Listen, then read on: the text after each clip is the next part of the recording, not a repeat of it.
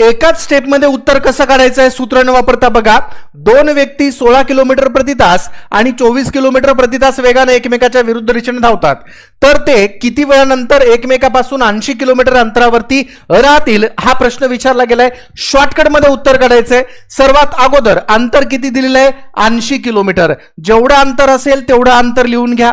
त्यानंतर छेदात आपल्याकडे दोन वेग आहे. पहिला वेग आहे 16चा, दुसरा वेग आहे 24चा आणि दोन्ही घटक एकमेकाच्या विरुद्ध आहेत.